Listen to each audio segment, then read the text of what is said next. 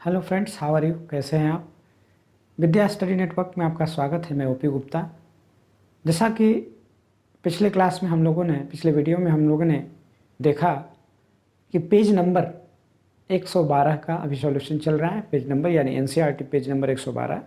112 में जो प्रश्न है वो आपका लास्ट यानी मोशन का जो है कुछ 10 प्रश्न हैं, 10।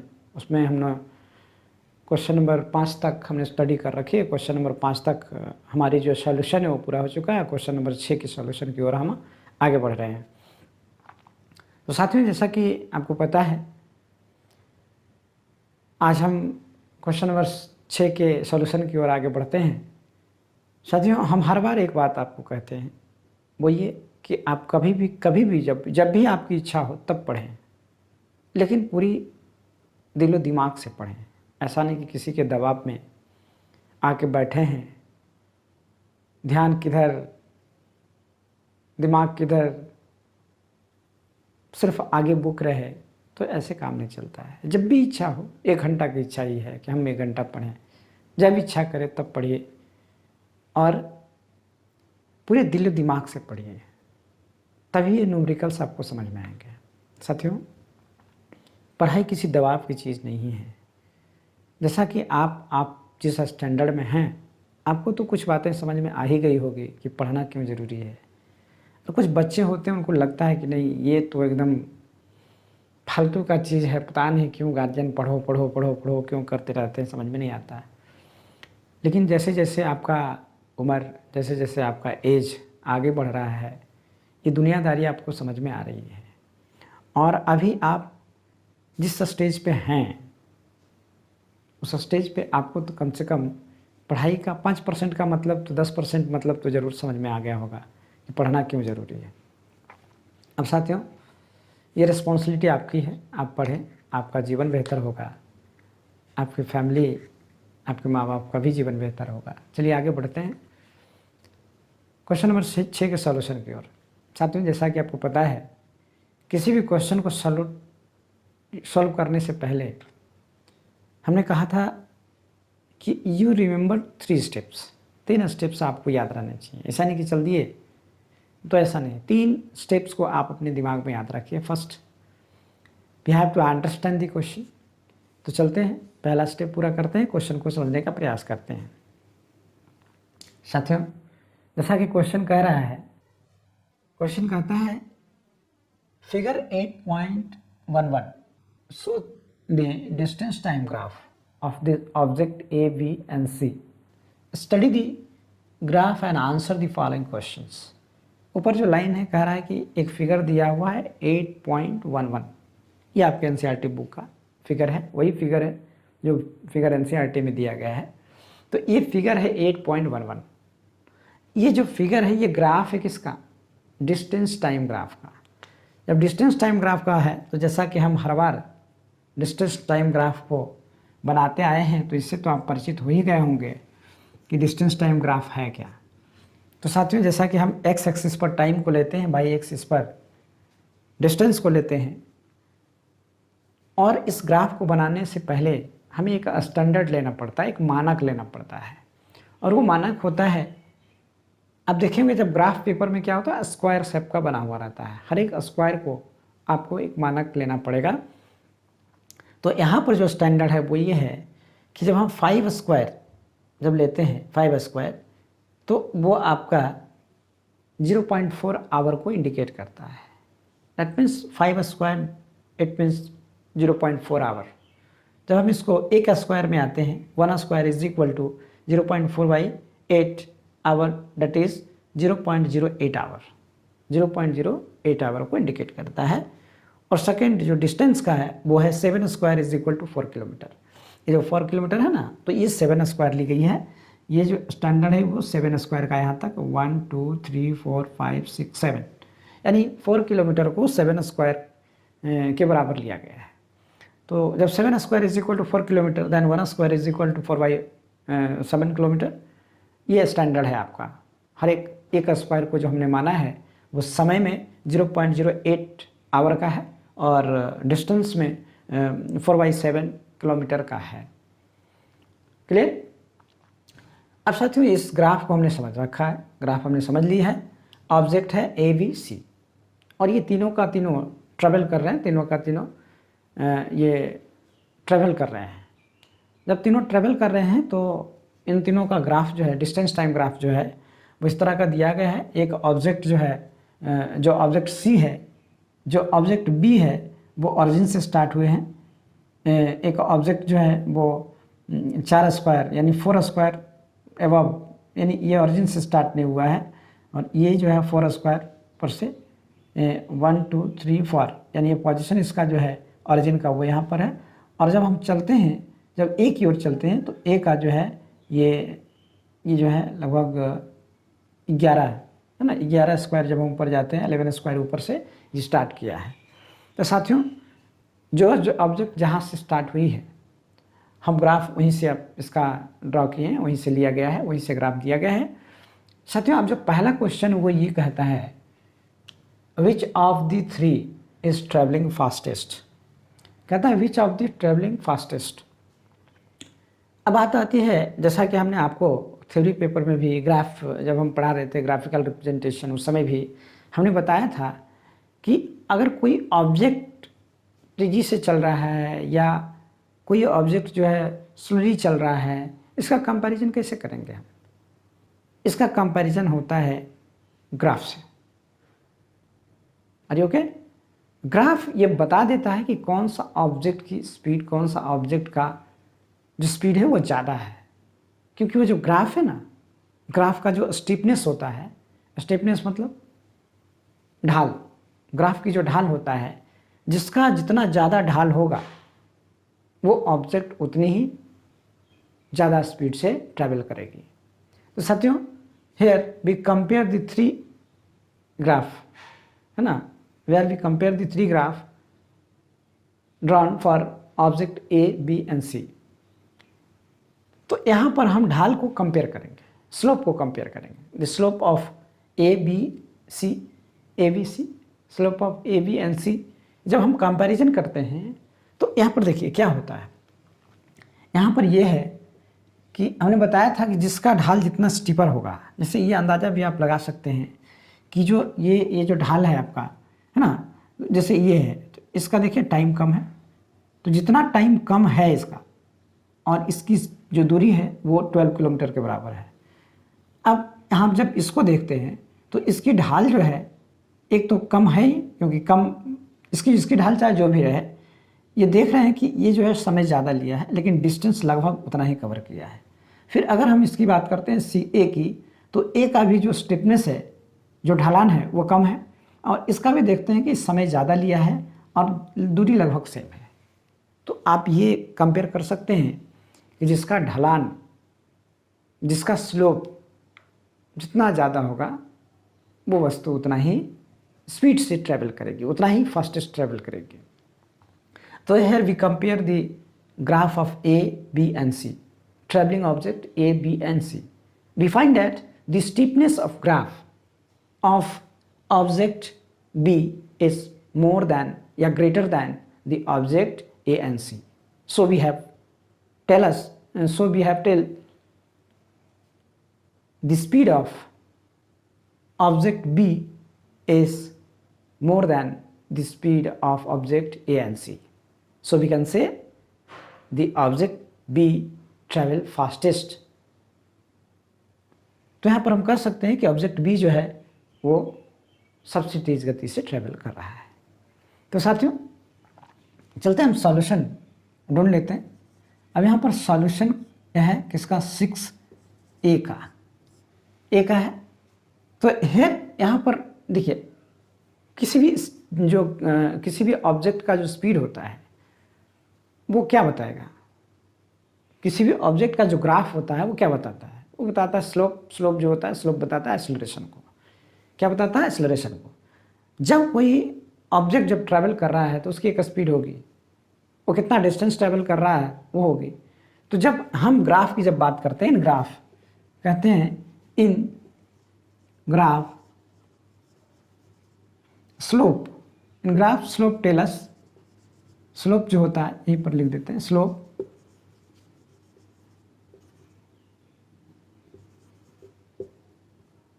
tell us about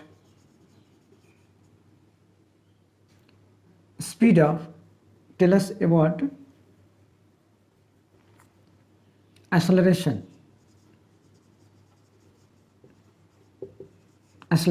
of a moving object. इस ग्राफ में, यानी ग्राफ में क्या होता है कि जो आपका जो स्लोप होता है वो बताता है एक्सेलरेशन को। तो when we compare when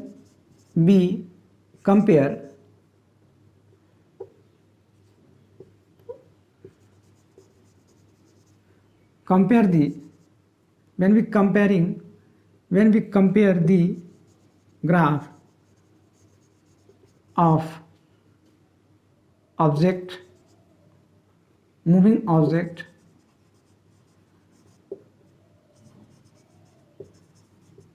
A, B and C, we find that the stiffness of graph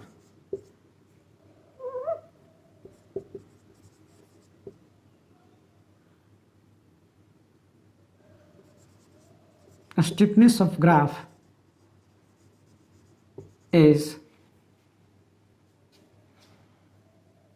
different.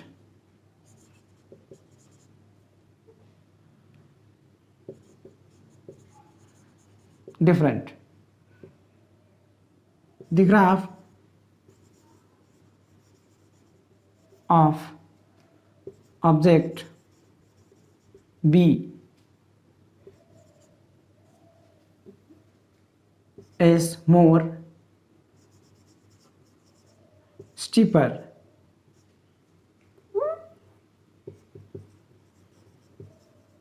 than object C and A and C, object A and C. So we can say the object B moves fastest.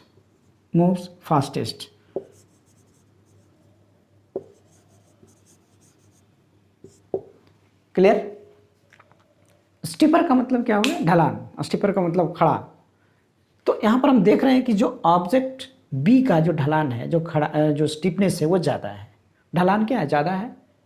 और जब ढलान ज़्यादा है, जैसे जैसे हम क्या बोले कि जैसे जैसे हम बताए होंगे आपको कि जैसे जैसे ग्राफ जो है बाई एक्सिस की ओर मूव करेगा, it means this is the increasing graph, this is the increasing slope.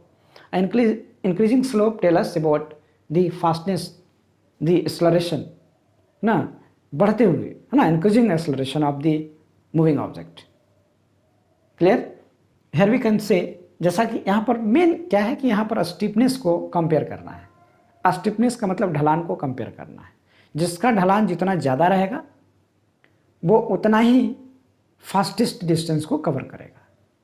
Clear? अब साथियों हम चलते हैं क्वेश्चन नंबर बी की ओर। क्वेश्चन नंबर बी क्या कहता है? क्वेश्चन नंबर बी किसका? 6B solution. बी कहता है are all three ever at the same point on the road. ये भी ऑब्जर्वेशन के बाद ही पता चलेगा। When we observe the graph of three moving objects we can say the all three are meet at a point on the road और not.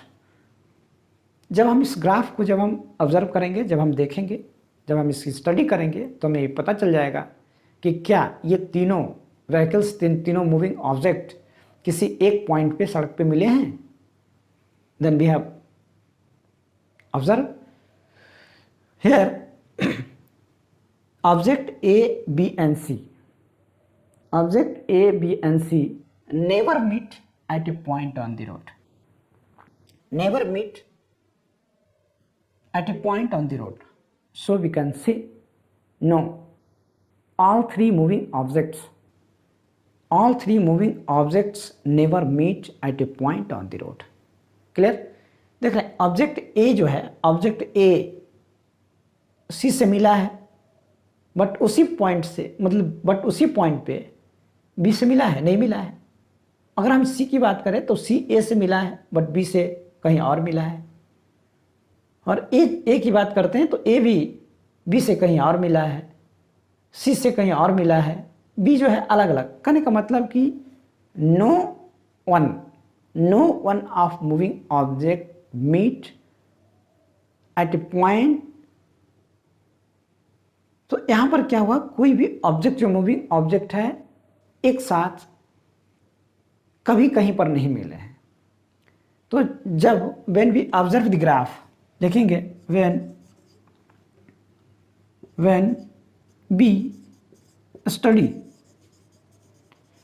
study the graph of three moving object, we find that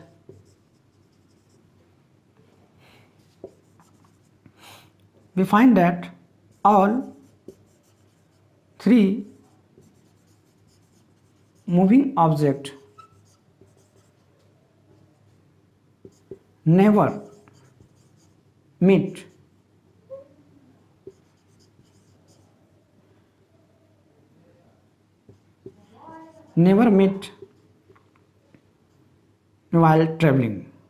meet while traveling. ये आपका question number B का solution हो चुका है. कहते हैं कि जब हम ग्राफ की जब स्टडी हमने की तो हमें यही पता चला कि कोई भी जो थ्री जो है ऑब्जेक्ट जो है वो ये थ्री ऑब्जेक्ट्स नेवर मीट, है ना, never meet at a point on the road while travelling. तो यहाँ पर क्या हुआ, never meet on the road, never meet on the way, या ऑन द वे कर सकते हैं, never meet on the way मतलब रास्तों में, never meet on the way while traveling.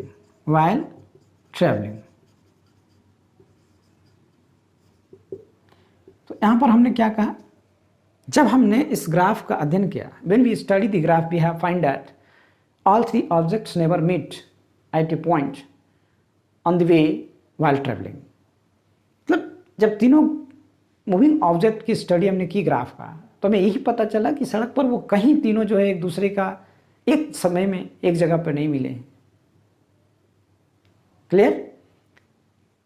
कोई एक ऑब्जेक्ट जो है मिला है, सब मिला है. जैसे देखिए अगर बी चला है तो इस पॉइंट पर सी से मिला है और फिर आगे बढ़ करके इस पॉइंट पर ए से मिला है. फिर जो है अगर ऑब्जेक्ट सी की बात करें तो सी भी जो है इस पॉइंट पर बी से मिला है और इस पॉइंट पर सी से मिला है. तो पॉइंट क्या है, डिफरेंट है ना. तो all objects meet three travelling but it is not at a point.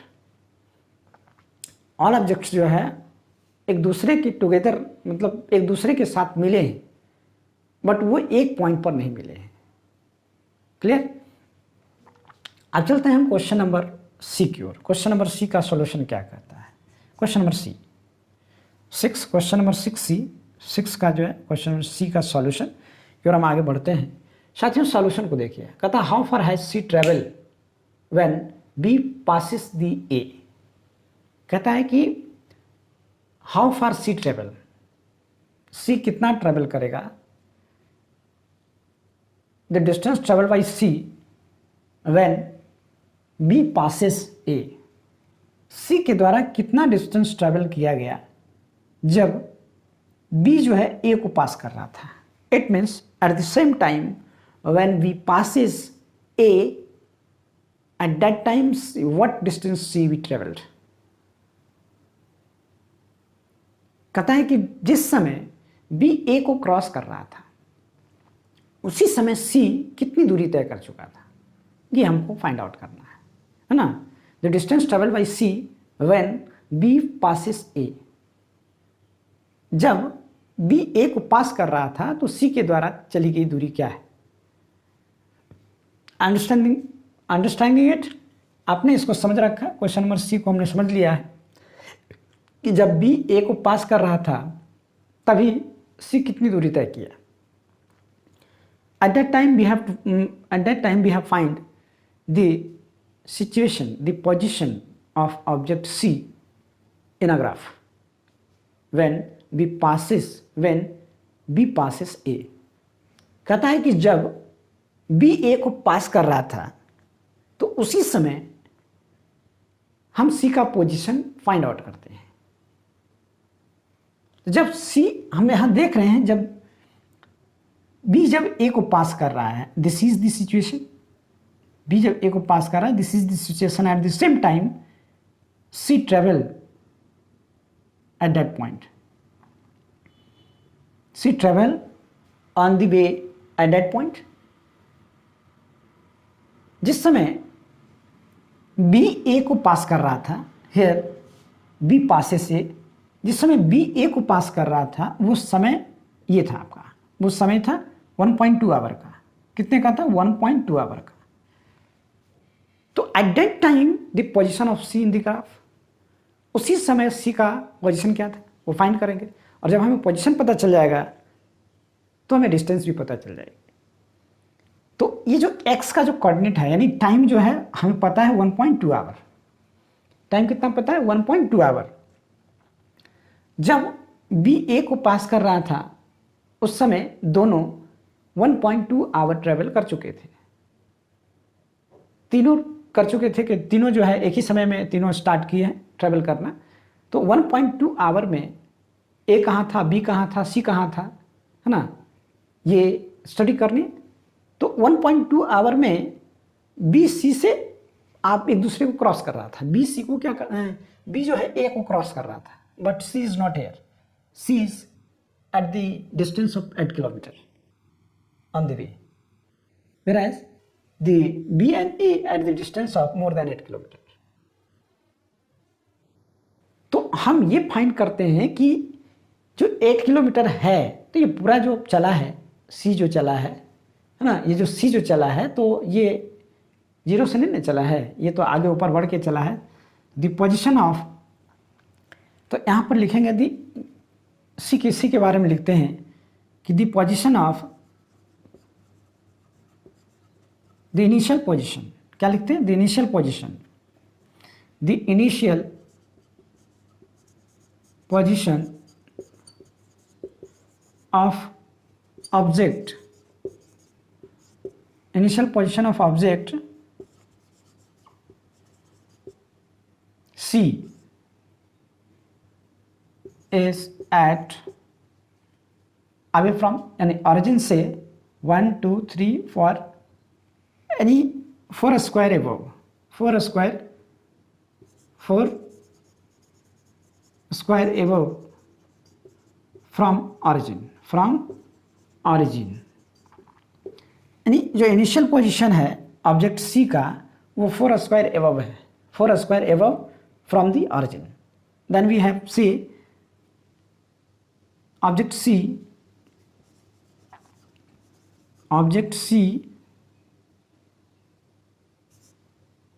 is equal to 1 square is equal to कितना? 1 square is equal to 4/7 kilometre. तो 1/7 into 4, it means 16/7 kilometre from origin।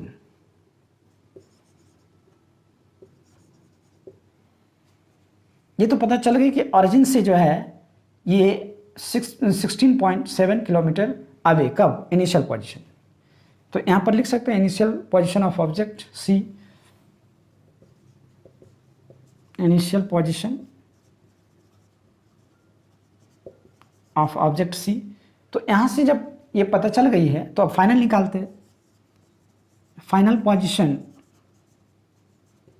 Of object C when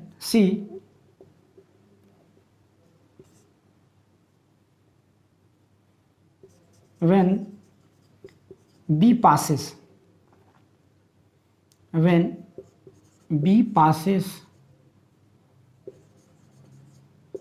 object A, जब B A को pass कर रहा था, final position of object C when B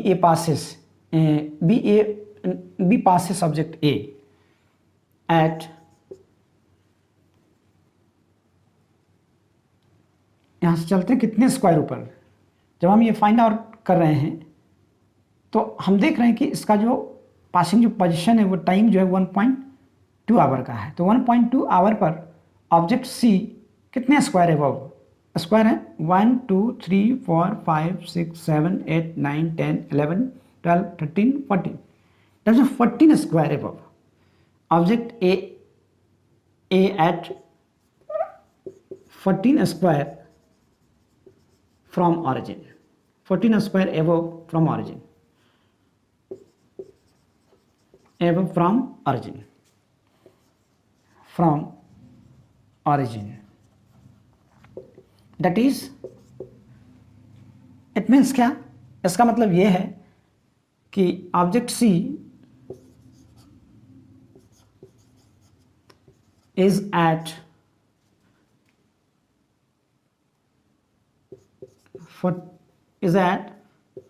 4 by 7 into 14, that is 2 kilometer from origin,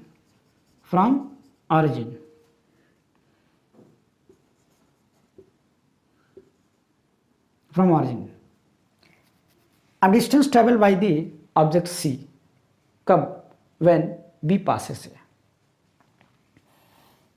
distance travel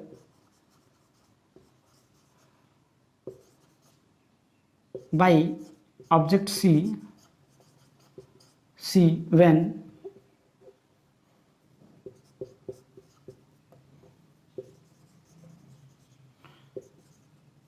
V passes A is equal to final distance minus initial distance,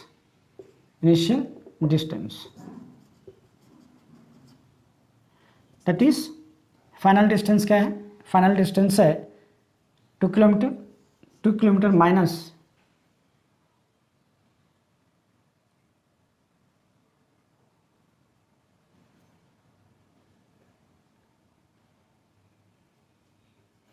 eight kilometre है ना, 8 kilometre, 7 14 cross करेगा तो ये 2 होगा और 2 into 8 kilometre. कहता है कि final position of object C when B passes object A at 14 square above, है ना, from origin, that is object is at 4 by 7 into 14 is equal to 8 kilometre from the origin. तो final position जहाँ है 8 kilometre के पास आसपास है, 8 kilometre minus 17.4 minus 16/7, जब इसको हम सॉल्व करेंगे तो ये आ जाएगा आपका 8 किलोमीटर माइनस, जब इसको आप डिवाइड करेंगे, है ना, तो लगभग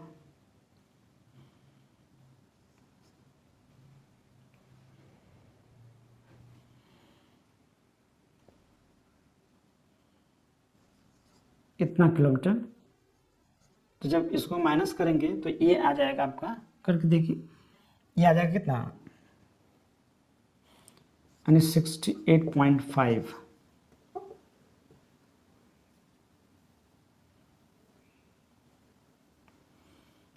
7.2 किलोमीटर डिस्टेंस ट्रैवल करेगा, 5.72 किलोमीटर। साथियों, यहाँ पर जब हम C की चर्चा कर रहे हैं तो C from the graph we have to find the position of A when passes, position of B when passes A. Here given that the position of B passes A at that time the time is 1.2 hour. जब तब when B passes A, this time is 1.2 hour. At that time the position of C is found at 14 square above from the origin. उसी समय C का position 14 point above पाया गया. Then first of all we find the initial position of point object C. The initial position of object C is 4 square above from the origin, that is 2.28 kilometer above from the origin. Then the final position of that object C is found at 8 kilometer. When we subtract final position minus initial, we find the distance traveled by the object C, or it is 5.72 kilometer travel distance. Then we can say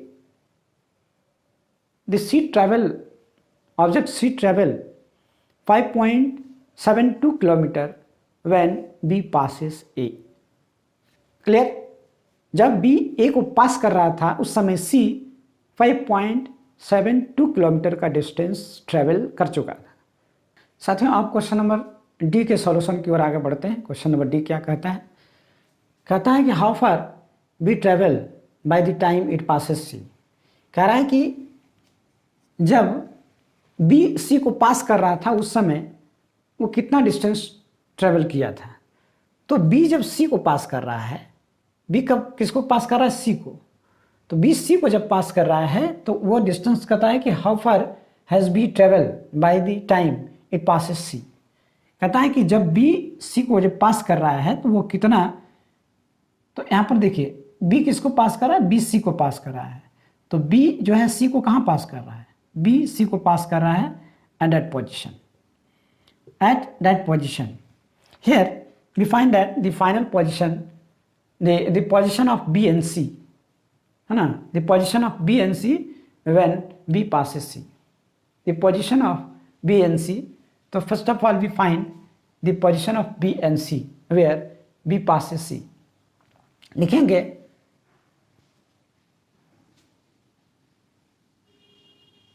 we observe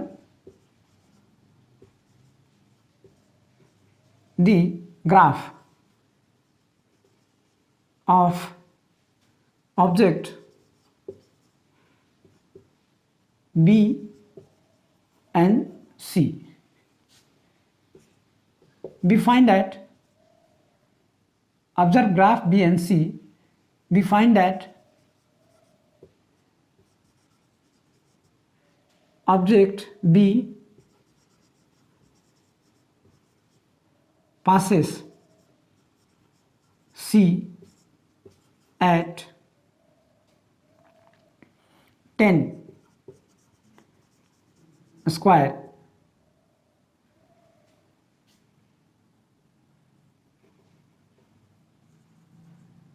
above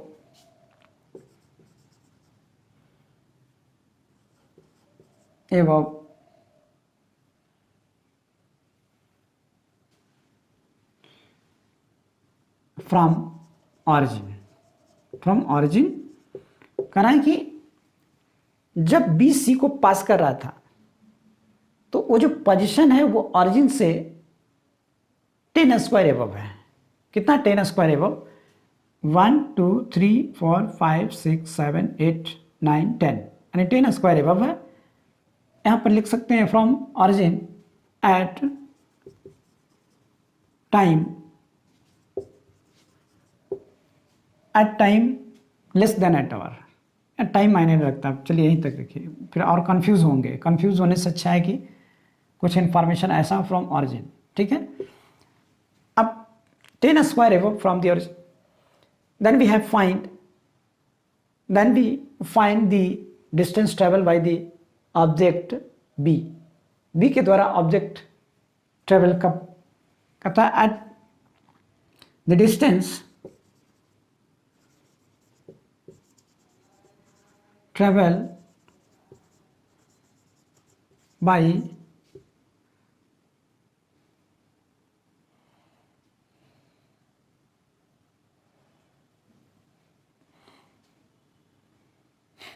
travel by object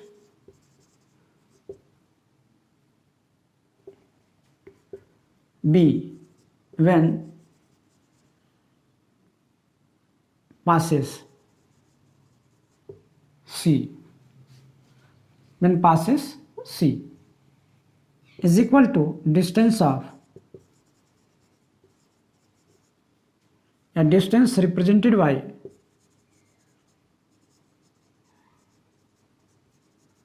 tan square is equal to 1 square, that is 4.4 by 7 kilometer into 10, that is 40 by 7 kilometer, 5.7.1 kilometer. Yeah, then we can see find at 5.71 kilometer distance traveled by object B when it passes object C, object C, यही तो हमारा answer है ना, ये आपका required है। तो जब ऑब्जेक्ट बी जो है जब सी को पास कर रहा था तो वो 5.71 किलोमीटर वो जा चुका था। क्लियर? क्वेश्चन नंबर 6 का सॉल्यूशन ओवर हो चुका है। अगर इसमें कोई कंफ्यूजन, कोई प्रश्न हो तो कमेंट करिए। साथियों, क्वेश्चन नंबर 6 का सॉल्यूशन हमने देखा, क्वेश्चन नंबर 7 का सॉल्यूशन हम आगे देखेंगे। जैसा कि हर बार हम कहते हैं कि 3 स्टेप फॉलो करना है। पहले क्वेश्चन को समझना है, गिवन इंफॉर्मेशन को रिट्रीव करना है फ्रॉम क्वेश्चंस, और ये डिसाइड करना है कि हम कैसे इसका सॉल्यूशन ढूंढेंगे। तो पहले हम चलते हैं, क्वेश्चन को अंडरस्टैंड करने का प्रयास करते हैं। कहता है अ ball is gently dropped, a ball is gently dropped from height of 20 meter if its velocity increases uniformly at the rate of 10 meter per second square. With what velocity will it strike the ground? After what time will it strike the ground? हमने question को एक बार पढ़ लिया है। अब हम word to word इसका हम मीनिंग जानने का प्रयास करते हैं, क्योंकि इस तरह का जो क्वेश्चन आपके पहली बार हुआ है, जब फ्री फॉलिंग हो, तो फ्री फॉलिंग में हम इसको हम देखते हैं क्या होता है। कहता a ball is gently, gently का मतलब समझ लिए, what is mean by gently. Gently मतलब there is no force applied while dropping. एक होता है कि ड्रॉप करना, ड्रॉप करने का मतलब ये होता है कि बस छोड़ देना, ले गए या छोड़ दिए।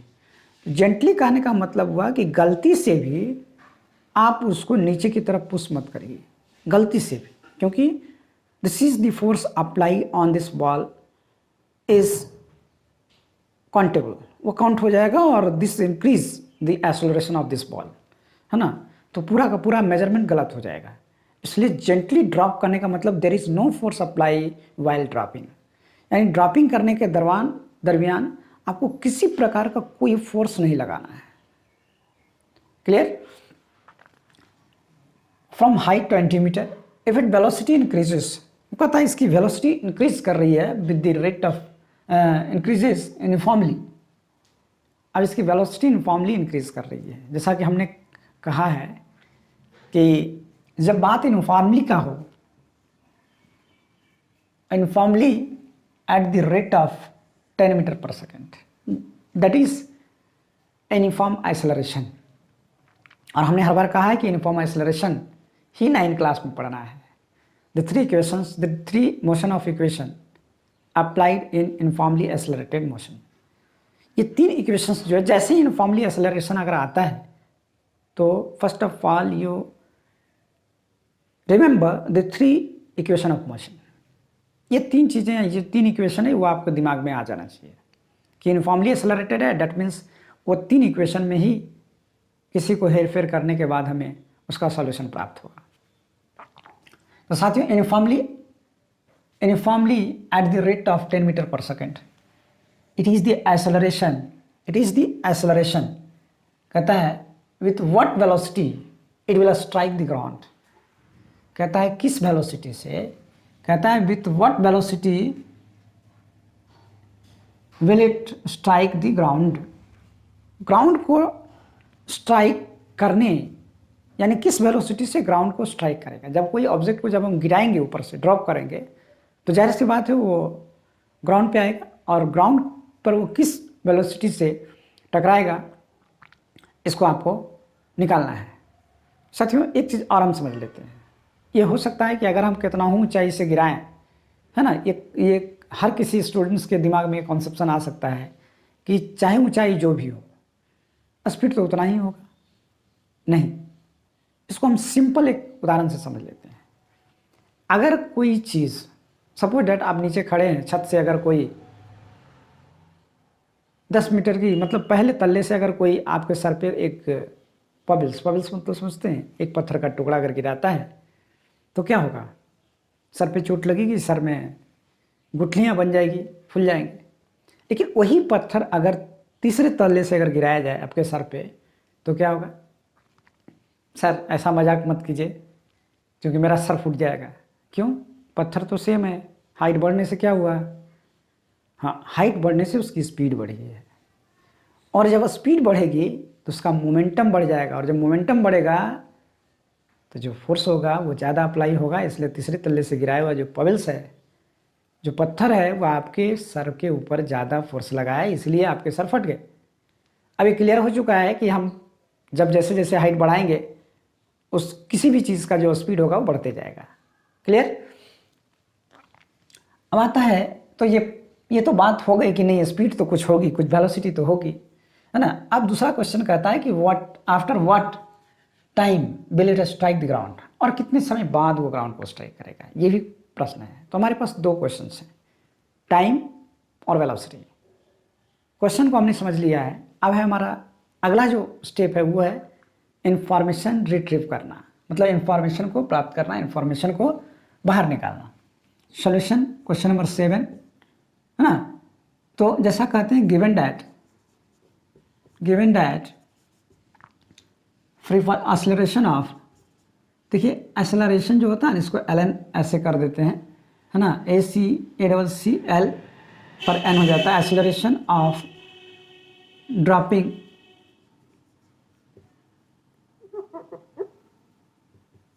Object is equal to A is equal to 10 metre per second square. Clear? अब बात आती है, अब मेरे हिसाब से अब इसमें कुछ दिया ही नहीं है। अगर हाँ, और हाइट दिया हुआ, हाइट फ्रॉम वेयर, कहता height from where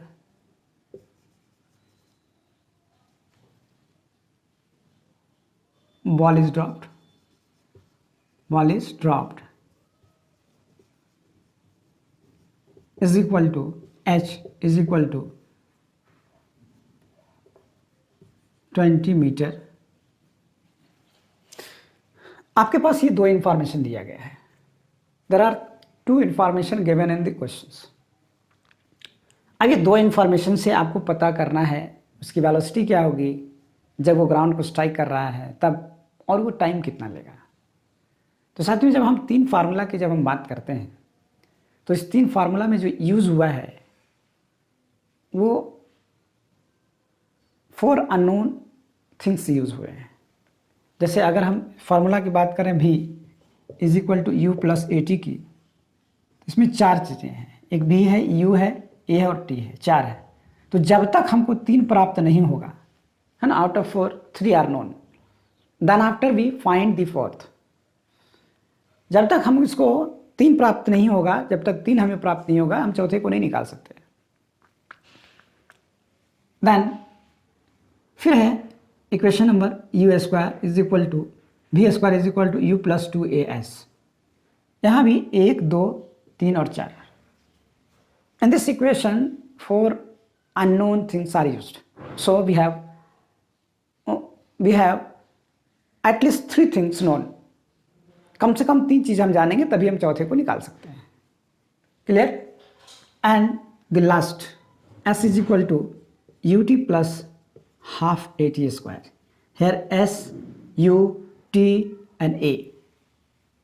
In this equation also 4 unknown things are used. So we know the 3 things. After that we find the fourth. जब तक हम 3 नहीं जानेंगे तब तक हम चौथे को नहीं निकाल सकते हैं.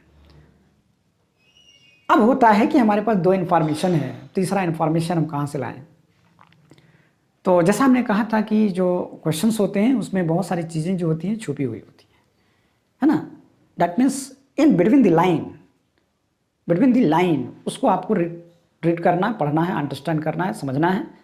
Then we have fully solve the questions. Okay, तो हम चलते हैं. अब तीसरा इन्फॉर्मेशन कहाँ है इसको खोजने का प्रयास करते हैं, क्योंकि हमको तो वेलोसिटी जो है वो निकालना है, फाइनल वेलोसिटी में निकालना है, टाइम निकालना है. तो ये दोनों चीज़ें तो हो नहीं सकती है. जो चीज़ें निकालने के लिए दी गई है वो कैसे हो सकता है, वो तो हो नहीं सकती है. तो फाइनल वेलोसिटी और time here is not given in this question. ये चांस ही नहीं होता है कि वेलोसिटी, फाइनल वेलोसिटी और टाइम उसमें दिया हुआ हो कहीं पर. ऐसा नहीं हो सकता है. चौथा जो बचता है वो बचता है इनिशियल वेलोसिटी का. वो इनिशियल वेलोसिटी इसमें तो है दिया हुआ, और इनिशियल वेलोसिटी कहाँ है ना. इसे हमें प्राप्त करना होगा, इसे हमें ढूंढना होगा. तो चलते हैं अब इनिशियल वेलोसिटी की ओर चलते हैं. इनिशियल वेलोसिटी कहाँ है उसको हम ढूंढने का प्रयास करते हैं कि कहाँ है इनिशियल वेलोसिटी. अब देखिए, अब बॉल इज जेंटली ड्रॉप. जब बॉल को ड्रॉप कोई कर रहा है तो क्या वो बॉल ऊपर से गिर रहा था और पकड़ के फिर छोड़ दिया? ऐसा तो नहीं है. जब कोई बॉल को जब ड्रॉप कर रहे हैं हम, at this moment the velocity of this ball is 0, and this is known as the initial velocity. And that time the velocity of the ball when we just drop it equal to 0 meter per second. Clear? ये बात समझ में आ गई ये कहाँ से आया. Then here we write initial velocity of the ball is equal to u is equal to 0 meter per second. Clear? तब अब तो सारा रास्ता आसान हो गया है. अब क्या करना है, कौन सा फार्मूला लगाना है, अब डिसाइड कहेंगे. अब हमें निकालना है यहाँ पर फाइंड, कहता है कि time taken to reach the ground. ऐसा लिखें कि साथ साथ आ जाए. Time taken to reach the ground is equal to what? And velocity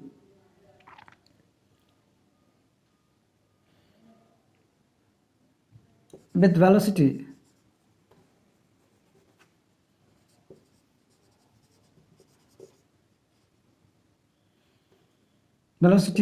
with ball strike the ground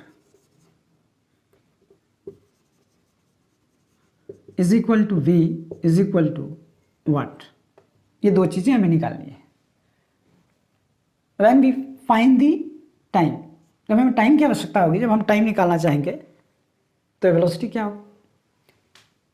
जब टाइम निकालना चाहेंगे तो यहाँ 2 फार्मूला है, v is equal to u plus AT. ये भी लगा सकते हैं. लिखेंगे according to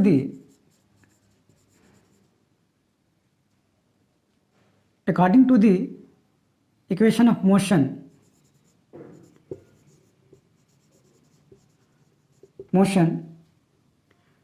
v is equal to u plus AT. Here the value of v, u, a is putting in equation, in above equation, in above equation, then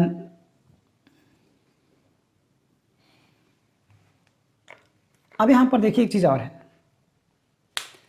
यहाँ पर आपका ये है कि ये जो आपने जो लिखा है यहाँ से ये प्राप्त नहीं हो सकता। क्यों नहीं प्राप्त हो सकता है? क्योंकि this formula is not applicable here, क्योंकि हमें यहाँ वी चाहिए, यू चाहिए, यू तो है, ए है, टी नहीं है और वी नहीं है, तो जब दो नहीं है तो फिर कैसे निकाल सकते हैं? तो this formula is not applicable here. Equation of motion formula v square is equal to u square plus 2as, यानी 2as that means height, 2ah यहाँ कर सकते हैं हाइट, चलिए ऐसे रहने दीजिए, कन्फ्यूज मत होइए, s।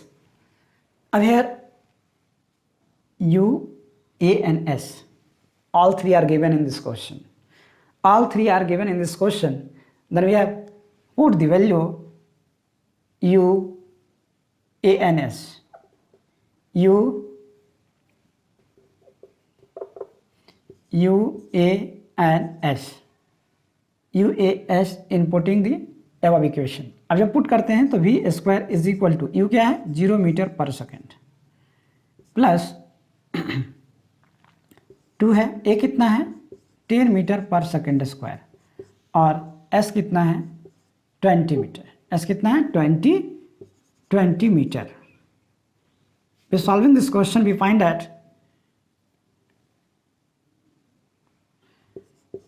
400 मीटर, 400 मीटर स्क्वायर हो जाएगा, 400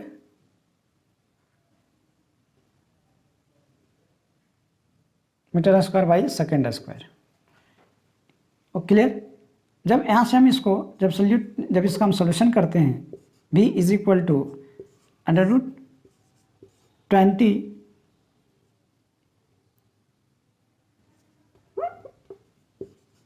400 metre square by second square, ये जो आ जाएगा आपका 2 इंटू 20 400, हाँ ये आ जाएगा आपका 20 metre per second. When the ball कहता है when ball strike the ground the velocity of this ball is 20 metre per second. तो यहाँ लिखेंगे when, लिखेंगे at that time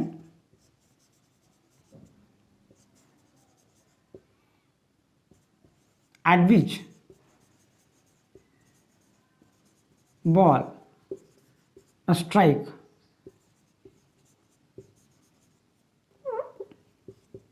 the ground velocity of ball is 20 meter per second। Clear? After that we find the time taken. Here according to the formula equation of motion v is equal to u plus at, here v is given, v is find out, u is given and a is also given. This formula is also this time is also find out with the formula s is equal to ut plus half at square, ut plus half at square। और हमने एक बार कहा था कि हम जो find out जो किए हुए जो चीज़ें होती, जो फाइंड आउट किए हुए जो चीज़ें होती उसका हम यूज़ ना करें तो ज़्यादा बेहतर है, लेकिन बहुत जगह यूज़ करना पड़ता है, लेकिन अगर ना करें तो ज़्यादा बेहतर है। तो चलिए हम इस फार्मूला का यूज़ नहीं करके हम उसी का करते हैं, s is equal to u t plus half at square. जब हम यहाँ पर वैल्यू रखेंगे, putting the value of s, a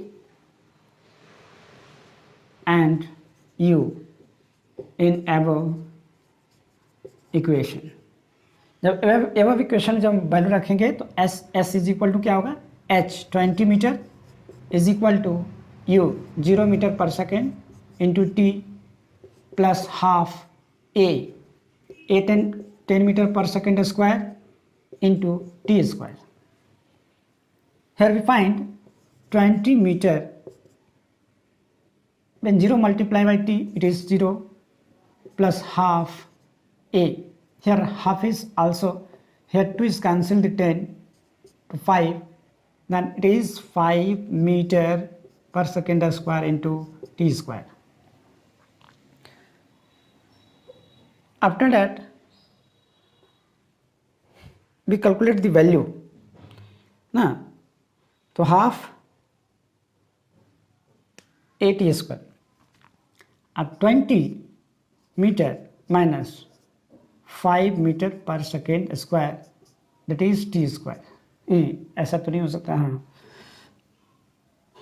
अब हम ऐसा क्या करते हैं कि इसको सॉल्व करने के लिए ये है, तो यहाँ पर अब इसको जस्ट उलट लेते हैं, क्योंकि टी जो है ना, तो हम लिख सकते हैं 5 metre per second square is equal to 5 per second square into t square is equal to 20 metre. Then here, अब यहाँ के बाद यहाँ चले आएंगे, अब यहाँ पर है 5, यहाँ पर देखिए एक चीज़ और है ना, ये दिस इम्प्लाइज दैट जरूर डालेंगे, this implies that t square is equal to 20 metre by 5 metre by second square. यहाँ पर इसलिए ऐसा लिखें ताकि जो यूनिट है वो क्लियर हो जाए। This implies that t square is equal to, जब काटेंगे देन वी फाइंड 4, और ये जो मीटर है ये मीटर से कैंसिल हो जाएगा, दैट मीन्स 4s स्क्वायर, ये स्क्वायर ऊपर जाएंगे, इसे इसको जब करेंगे तो ऊपर जाएंगे 4s square, then t is equal to 4s square under root, then t is equal to 2 seconds. This is the find out. After 2 seconds the ball strike the ground.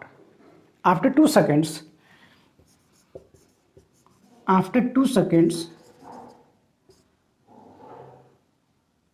the ball strike the ground. साथियों, एक question बनाने में जो समय लगता है वो इसलिए ज़्यादा लगता है क्योंकि मेरा प्रयास रहता है कि मैं तो यहाँ पर सिर्फ एक क्वेश्चन बता रहा हूँ, लेकिन ऐसे बहुत सारे क्वेश्चन से आपका पाला पड़ेगा। उसमें कोई ऐसा इन्फॉर्मेशन, कोई ऐसा चीज़ें, कोई ऐसी पॉइंट हम ना बता पाएँ इसमें समय के अभाव की वजह से, बहुत तेज़ी भागने के चक्कर में, तो फिर वहाँ तो प्रॉब्लम होगी और मेरा फिर पढ़ाना बेकार हो जाएगा। जब आपको प्रॉब्लम ही होगी तो फिर हम क्यों पढ़ें? जब आपको प्रॉब्लम ही होगी तो फिर मेरा पढ़ाने का कोई ये नहीं होता है। इसलिए हम एक एक इन्फॉर्मेशन को यहाँ रखते हैं ताकि और आगे का क्वेश्चंस जो है वो क्लियर रहे। साथियों, समय तो लगता ही है। चलिए, अब क्वेश्चन नंबर 7 का भी सॉल्यूशन हो चुका है क्लियर। अब दोस्तों हम क्वेश्चन नंबर 8 की ओर आगे बढ़ते हैं। क्वेश्चन नंबर 8 का सॉल्यूशन जानने का प्रयास करते हैं। सबसे पहले वही बात, 3 स्टेप फॉलो करना है। सबसे पहले अंडरस्टैंड करना है क्वेश्चन को। First we understand the question, then after we information retrieve from the question, and last we decide the way by solving the equation, by solving the question. तो हम पहला स्टेप की ओर आगे बढ़ते हैं। क्वेश्चन को समझते हैं। बताया कि speed time graph for a car is shown in figure 8.12। ये जो फिगर आप देख रहे हैं ये दिया हुआ है आपके एनसीईआरटी बुक में, दिया हुआ है। एनसीईआरटी बुक का जो फिगर है वही फिगर है, और जो जो समय की हमें आवश्यकता है, जो जो जिस टाइम को लेकर के हमें सॉल्व करना है क्वेश्चन, उसी समय को हमने लिया है। बाकी हर चीज़ को यहाँ पर बोर्ड पे उसी तरह से graph banana it not possible, वो पॉसिबल नहीं है। इसलिए हम जो समय हमारे लिए इजी, जो समय हमारे लिए ज़रूरी है, जो ग्राफ का जो लाइन हमारे लिए ज़रूरी है, वो हमने यहाँ ले रखी है। तो साथियों, ये तो ग्राफ था जो कि आपने देख लिया। दूसरा क्वेश्चन 1 कहता है कि find how far does the car travel in the first 4 second. कहता है 4 सेकेंड में, यानी पहले 4 सेकेंड में जो कार है वो कितनी दूरी तय करेगा, कितनी दूरी तक जाएगा। ठीक है, अब कहता है उसी में एक और क्वेश्चन कहता है कि sided the area on the graph that represents the distance travel by the car during this period, during the period. कहता है कि इस ग्राफ में उस एरिया को साइडेड करना है, उस ग्राफ में जो दिए गए ग्राफ है उसमें एरिया को साइडेड करना है जो ये रिप्रेजेंट करे, जो ये बताए कि डिस्टेंस ट्रेवल्ड, जो डिस्टेंस ट्रेवल किया गया ऑब्जेक्ट के लिए वो एरिया उसको रिप्रेजेंट करे, ये है। तो और क्वेश्चन नंबर 2 कहता है कि which part of the graph represents uniform motion of the car, और कहता है कौन सा पार्ट है इस ग्राफ का जो यूनिफॉर्म मोशन को प्रोजेक्ट करता हो, यूनिफॉर्म मोशन को बताता हो। क्लियर? अब साथियों यहाँ पर ये जो हम पढ़ रहे हैं तो इसका हम सॉल्यूशन करते हैं। Solution of question number 1, question number A का यानी 8A का सॉल्यूशन, क्वेश्चन नंबर 1 8A का सॉल्यूशन। साथियों first of all we write down the given conditions. Condition क्या है? Find how far the travelling the first 4 second. जो time दिया गया है वो 4 सेकंड। कहता है कि फर्स्ट 4 सेकंड में given that time travel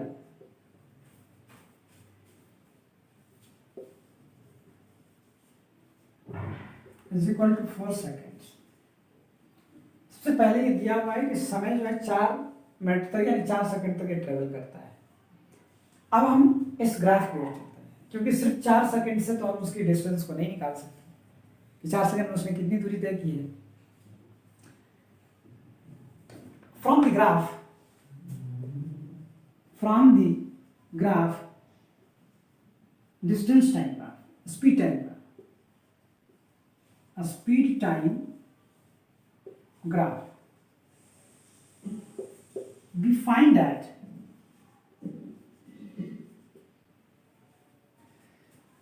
a speed at the time spent per second, speed of the car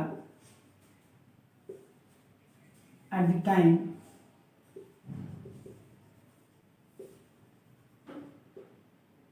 per second and the time per second is equal to 6 meter per second.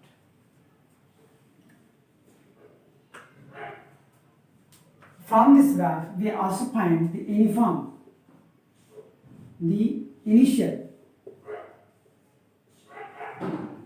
velocity, the initial speed of the car u is equal to v is equal to 6 meter per second, u is equal to 0 meter per second. So here 3 information are given: time at which distance traveled 4 seconds, final velocity 6 meter per second, and initial velocity u. Time is also given in the question, but the final and initial velocity find out from the graph study. जब हम graph को observe करते हैं तो हम पाते हैं कि इसमें जो फाइनल जिसका वेलोसिटी है वो 4 मीटर पर, ये 4 सेकेंड पे वो 6 मीटर पर सेकेंड का है और इसका इनिशियल वेलोसिटी 0 है। From the above information we find the formula from which we find out the distance traveled. कहता है according to by the formula of equation of motion,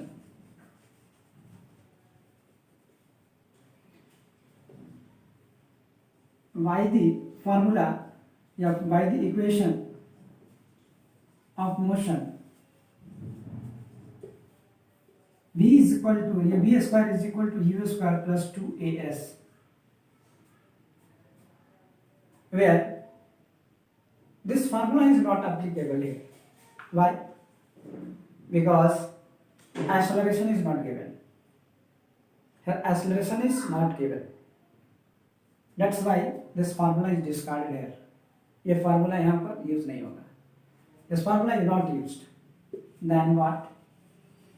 distance से संबंधित दो ही फार्मूला है, एक ये और एक ये. S is equal to ut plus half at square. Here a is also present here. तो क्या करेंगे? अब उस फार्मूला को तो a नहीं रहने के कारण डिस्कार्ड कर दिया हमने. अब यहां भी a है, तब हमें क्या करना होगा? तब हमें करना होगा a को फाइंड करना पड़ेगा. तो a क्या है? एक्सेलरेशन है. It means slope of the motion. At that time we find that a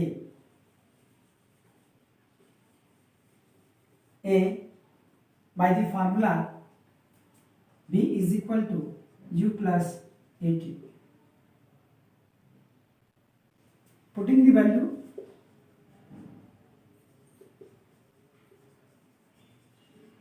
of, हाँ एक चीज और हम कर सकते हैं.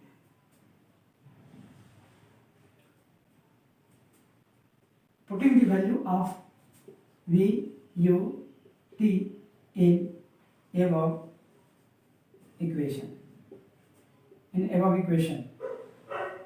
then b is equal to 6 meter per second, u is equal to 0 meter per second. a find करना और 4 सेकेंड्स दे दिए हुए. After solving this implies that 6 meter per second is equal to 4 seconds into a. That implies that a is equal to 6 meter per second by 4 seconds. Clear? By 4 seconds. तो यहाँ पर हमने जो देखा है, जो रखा है ना, ये आपका ये हो गया 3/2 seconds, 3/2 metre per second square. ये एक्सेलरेशन निकल गया. Then find the distance. Then distance travelled is equal to travel is equal to s is equal to ut plus, या इसी से निकाल सकते हैं, v square is equal to u square plus 2as. तो v स्क्वायर क्या है?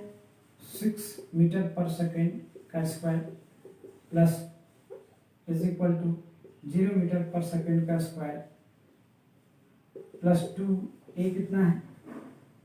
3/2 metre per second square और इंटू s निकालना है हमें. जब टोटल सॉल्व करते हैं तो पाते हैं दिस इंप्लाइज दैट ये हो जाता है 36 metre square second square is equal to, ये तो शून्य हो गया. अब इसको जब कैंसिल करेंगे 2 कैंसिल हो जाएगा, तो ये हो जाएगा 3 meter per second square into s.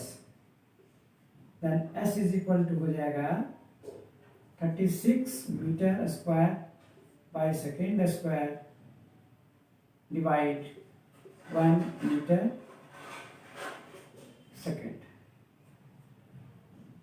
Clear?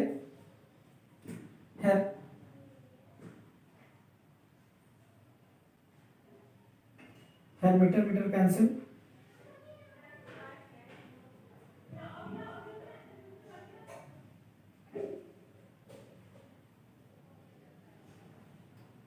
Square by second square to s, then s is equal to second square है ना, ये सेकेंड 3, हाँ तो सेकेंड स्क्वायर इज कैंसिल, या meter cancel. Then s is equal to, यहाँ पर हमने 3 ले रखे थे, 3 मीटर, यहाँ से 12, that means 12 metre distance traveled by the car at 4 seconds. साथ में यहाँ पर एक कंफ्यूजन ये है कि इन दिस क्वेश्चन हमें ये मानना पड़ेगा कि वो जो कार है वो यूनिफॉर्म एक्सेलरेशन से चल रहा है, but this graph is given here is not indicate the uniform motion. जो ये ग्राफ जो आप देख रहे हैं कर्वीलिनियर, तो कर्व ग्राफ कभी यूनिफॉर्म एक्सेलरेशन को बता ही नहीं सकता है। दैट्स व्हाई हम ये कह सकते हैं कि यहाँ पर इन सभी चीज़ों को सॉल्व आउट करने के लिए हमें इसे यूनिफॉर्म लेना पड़ेगा, ये यूनिफॉर्म एक्सेलरेशन कंसीडर करना पड़ेगा। और जब यूनिफॉर्म एक्सेलरेशन जब कंसीडर करेंगे तो this graph is not in this form. This graph is the real graph is that. Okay? अब जब हम ग्राफ की जब बात करेंगे तो ग्राफ से भी निकाल सकते हैं the area sided the area enclosed between distance time graph and time axis।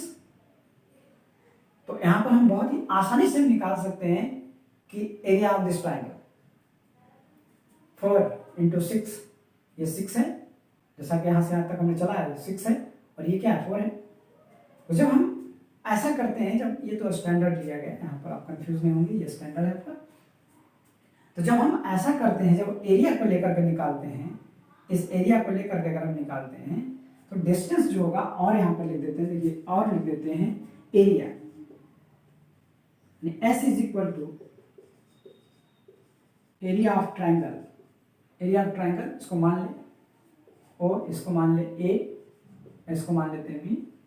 तो एरिया ऑफ ट्राइंगल वो AB, that is half into OB into OB into AB, that is half into 4 × 6। It means जब इसको हम cancel out करेंगे तो ये हो जाएगा आपको 12 मीटर। हम ऐसे भी निकाल सकते हैं, लेकिन जहां तक जो ग्राफ दिया गया है, it is not uniform acceleration graph. Uniform acceleration graph is always straight line, वो हमेशा स्ट्रेट लाइन होता है। लेकिन जो ग्राफ यहाँ पर जो दिए गए हैं, ये ग्राफ नॉन यूनिफॉर्म मोशन का है, और in non uniform motion we cannot apply this formula। Okay, तो यहाँ पर आपको, चूंकि जैसा हमने कहा है क्लास 9 में यूनिफॉर्म एक्सेलरेशन को ही पढ़ना है, तो ये जो ग्राफ आपका जो दिया गया है, it may be mistake by the printers, ये प्रिंटर्स के द्वारा हो सकता है ये मिस्टेक किया गया हो, लेकिन ये जो आपका जो है ये रियल ग्राफ है। This is the real, because this represent the uniform acceleration. Uniform acceleration is only, uniform acceleration ही आपको क्लास 9 में पढ़ना है। नॉन यूनिफॉर्म का तो कोई चर्चा है नहीं, और जब नॉन यूनिफॉर्म की जब चर्चा होगी, अब बताइए कि ये जो एरिया इनक्लोज कर रहा है, ये कौन सा ग्राफ है, ये कौन सा फिगर है, इसको कैसे आप निकाल सकते हैं? ये कौन सा फिगर है? ये कोई सर्कुलर भी नहीं हो सकता है, ये कर्वी लीनियर है। और कर्वी लीनियर को हम कैसे, उसको कौन सा फिगर मान के हम इसका एरिया निकालें? लेकिन हम चूंकि हम जान रहे हैं कि क्लास 9 में आपको यूनिफॉर्म एक्सेलरेशन को ही पढ़ना है, that's why we consider this graph is in this form, and this area is covered represents the distance traveled by the moving car। ये जो एरिया है आपका, ये एरिया जो है, यही एरिया ये आपको एक्सेलरेशन को बता रहा है। ये एरिया जो है आपको डिस्टेंस कवर्ड को बता रहा है ना। This area is distance covered. तो यहाँ पर जो होगा डिसाइडेड पार्ट है ना, डिसाइडेड पार्ट हम लिख सकते हैं दी decided part of graph represents distance travel, represents distance travelled. Okay, अब हम क्वेश्चन नंबर बी की ओर चलते हैं। कहता है which part of the graph represents uniform motion of the car. This is so very easy. Uniform motion graph आपने पढ़ा, uniform motion का ग्राफ आपने पढ़ा है फर्स्ट टाइम, पहली बार जब ग्राफ पढ़ा है उसी में बताया यूनिफॉर्म मोशन का ग्राफ, डिस्टेंस टाइम ग्राफ जब यूनिफॉर्म मोशन के ग्राफ बता रहे थे। और यहाँ पर ये है speed time graph, that means velocity time graph. Velocity time graph में भी हमने बताया था कि जब उसका वेग सेम हो, जब एक जैसा हो, यूनिफॉर्म हो, तो उसका जो ग्राफ होता है वो स्ट्रेट लाइन होता है, parallel to the time axis होता है। तो यहां पर इस ग्राफ का कौन सा पार्ट है जो स्ट्रेट है और parallel to the time axis है? The part fall in time 6 to 10 seconds. In time 6 to 10 seconds.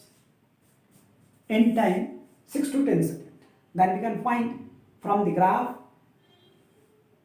graph between time 6 seconds and 10 seconds is uniform, represents the uniform motion of the car. Then question of B answer, question number B का जो solution है, solution of question number B ये है the graph, the distance time graph, the speed time graph between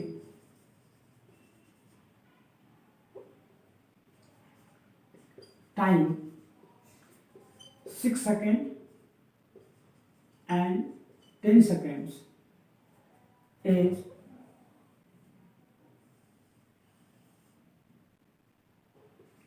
straight and parallel to the time axis. Time axis represents uniform motion of the car. Clear? अगर यहाँ पर कोई confusion हो तो you have to go the first videographical representation of motion, आप उसमें जाएंगे, वहां पर देखेंगे ये स्ट्रेट लाइन है, parallel to the time axis है। तो जब ये हम देख रहे हैं कि टाइम एक्सिस यानी टाइम 6 सेकेंड्स और 10 सेकेंड्स के बीच जो ग्राफ है, ये ग्राफ कैसा है? स्ट्रेट लाइन है और parallel to the time axis है। यही तो कंडीशन है, यही तो कंडीशन है यूनिफॉर्म एक्सेलरेशन का, यूनिफॉर्म मोशन का। यूनिफॉर्म मोशन का जो कंडीशन क्या है? The distance time graph is straight line and parallel to the time axis. This represents the uniform motion of an object. Clear? तो ये चीज क्लियर हो चुकी है। क्वेश्चन नंबर 8 का सॉल्यूशन भी क्लियर हो चुका है। अब हम क्वेश्चन नंबर 9 के सॉल्यूशन पर आगे बढ़ेंगे। अब हम क्वेश्चन नंबर 9 और 10 की ओर आगे बढ़ेंगे। जैसा कि एनसीईआरटी पेज नंबर 112 का क्वेश्चन नंबर 9 हम सॉल्व करने जा रहे हैं। हर बार हम एक ही चीज़ कहते हैं कि आप 3 स्टेप फॉलो करिए। पहले क्वेश्चन को समझिए, दूसरा उसमें इंफॉर्मेशन जो दिया गया है उसको फाइंड आउट करने का प्रयास कीजिए, और तीसरा ये सोचिए, थिंक कीजिए, ये डिसाइड कीजिए कि हमें कौन सी रास्ता, हमें कौन सा फार्मूला यूज़ करना है जिससे कि इसका सॉल्यूशन हो जाए। तो साथियों हम चलते हैं क्वेश्चन 9 की ओर। कहता है क्वेश्चन 9 कहता है state which of the following situation are possible and given an example for each of this. कहता है कि ये जो सिचुएशन दिया गया है इसके बारे में आपका क्या कहना है? क्या ये पॉसिबल है? क्या ये संभव है? और अगर संभव है तो आप एक एग्जाम्पल से इसको समझाइए, है ना। You have give an example with supporting the possibilities. इस पॉसिबिलिटी को सपोर्टिंग के लिए जो एग्जाम्पल्स है उसको आपको देना है।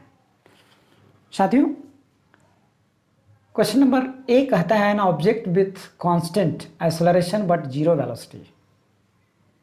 अब this situation is so complicated because in this in your standard अभी तक आपने इस सिचुएशन को नहीं पढ़ा है, और ये सिचुएशन जो है आपको ग्रेविटी में मिलेगा। बहुत सारे बुक में जो है इसी में सब घुसेड़ दिए हैं, ग्रेविटी को भी इसी में ला दिए हैं।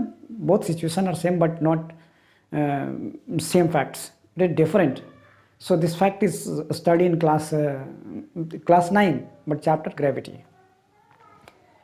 क्लास 9 में ही पढ़ना है लेकिन चैप्टर ग्रेविटी में पढ़ना है। जिसमें हम फोर्स पढ़ेंगे तो उसमें ग्रेविटी में पढ़ेंगे। तो साथियों, यहाँ पर जो सिचुएशन दिया गया है, ये सिचुएशन आपको एडवांस में दिया गया क्योंकि एनसीईआरटी हमेशा एक चीज़ टेस्ट करता है, वो ये कि आपकी सोच कितना आगे है ना। ये टेस्ट करता है कि आप कितना आगे सोच सकते हैं। That's why this question is given here. You have think and given the answer, think the answer. कहता है कि कोई एक ऑब्जेक्ट है जो कांस्टेंट एक्सेलरेशन रखता है लेकिन वेलोसिटी उसका जीरो है। तो वेलोसिटी जीरो होगा तो एक्सेलरेशन कांस्टेंट कैसे होगा? वेलोसिटी जीरो है तो फिर एक्सेलरेशन कांस्टेंट कैसे होगा? इट इज़ पॉसिबल, ये पॉसिबल है, but it is not in straight line motion. ये पॉसिबल है an object free falling under gravity. An object, when we throw up and fall and reach the highest point from where it is at, from where the speed of this ball is zero. At that time the gravity which is caused to accelerate this object is constant, due to which we can say the acceleration is constant but velocity at the highest time, velocity at the height at which the object is in rest। तो उस समय जो है gravity जो है वो अपना force लगाते रहता है, कंटिन्यू रहता है। That's why we can say the acceleration is constant. तो हम ये कह सकते हैं कि वहाँ एक्सेलरेशन कांस्टेंट है बट वेलोसिटी जीरो है। This situation is also understand by the figure.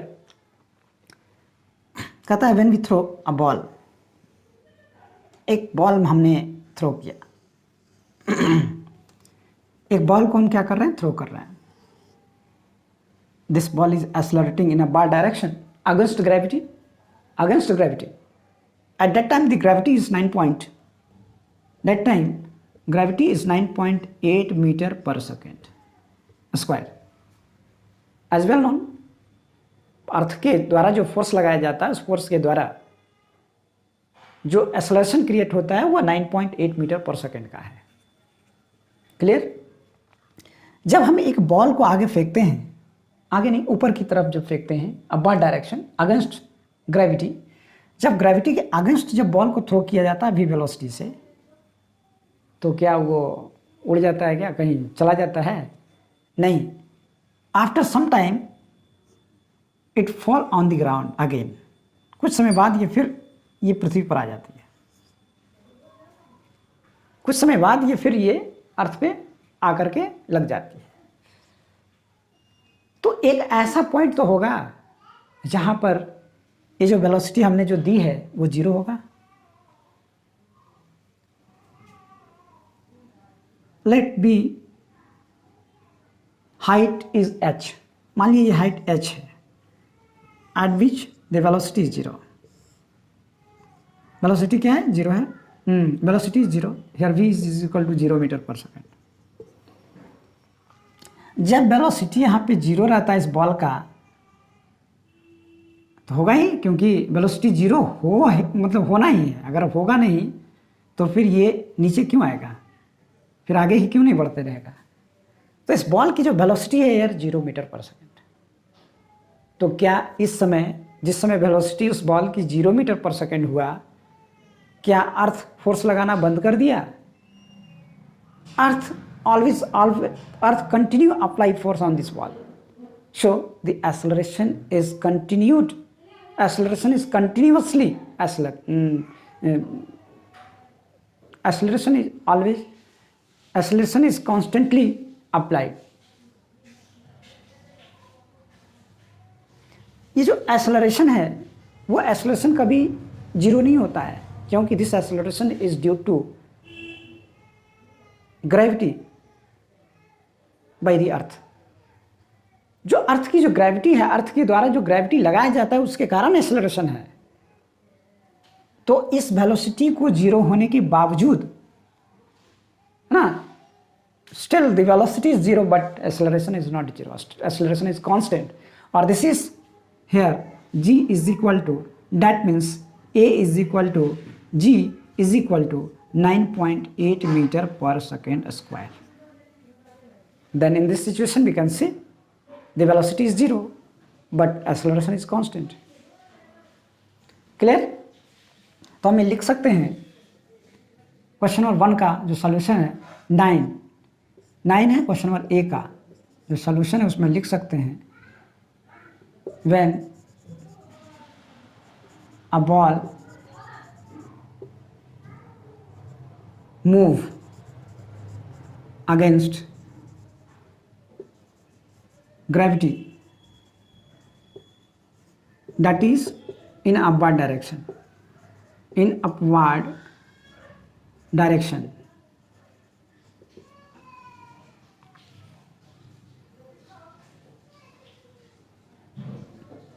when upward direction gravity, जब ग्रेविटी के अगेंस्ट जब वो जब ट्रैवल करते रहता है तो a time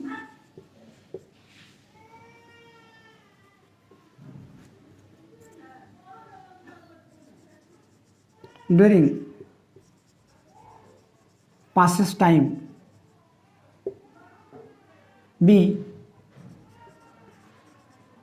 observed that this ball acquire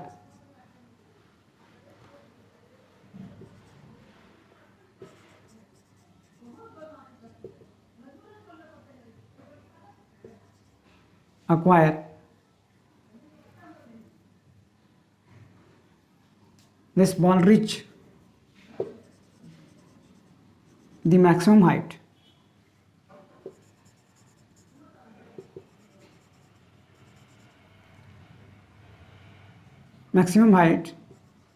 and stop, that is v is equal to 0 meter per second. Then after 0 meter per second, but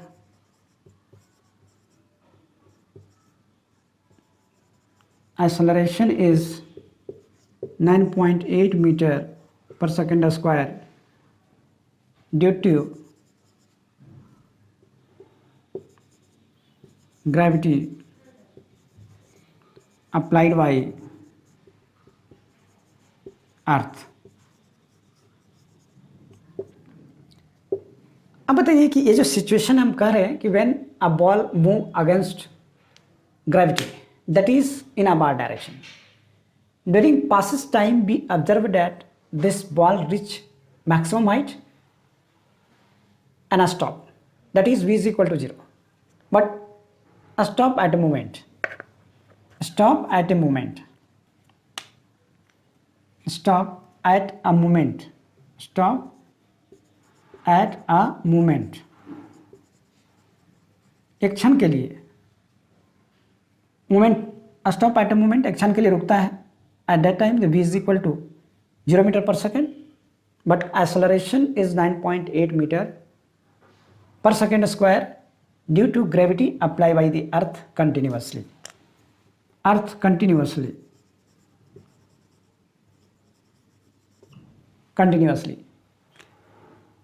आप समझ गए होंगे ये सिचुएशन क्या है, कैसे है, ये समझ गए होंगे आप।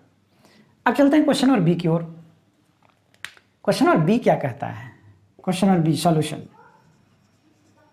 क्वेश्चन नंबर बी कहता है an object moving in a certain direction with an acceleration in the perpendicular direction. अब ये भी सिचुएशन थोड़ा कॉम्प्लिकेटेड है।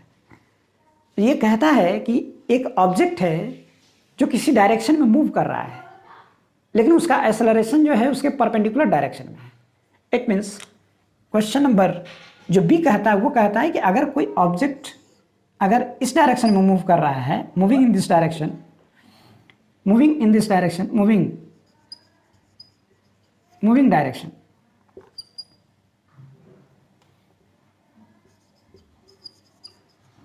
moving direction, but acceleration is perpendicular.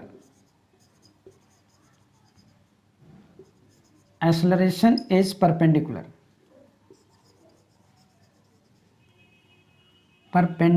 चलिए यहाँ लिख देते हैं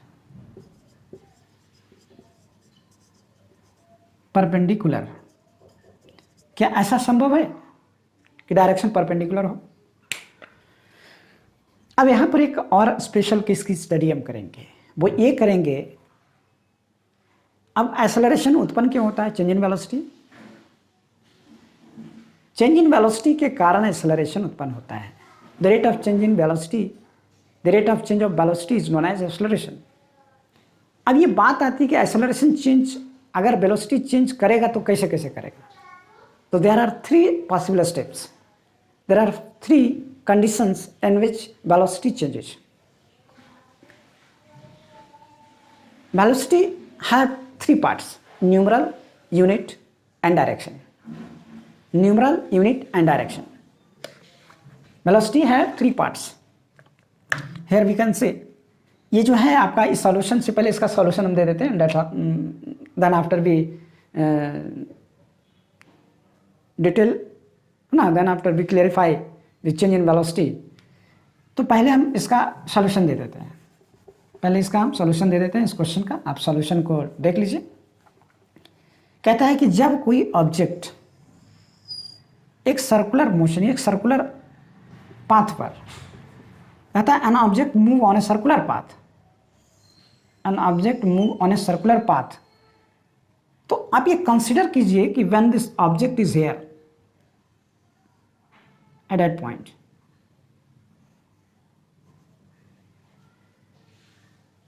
अगर कोई ऑब्जेक्ट सपोज दैट यहां से चलता है, this is the origin, this is the centre of the circular motion,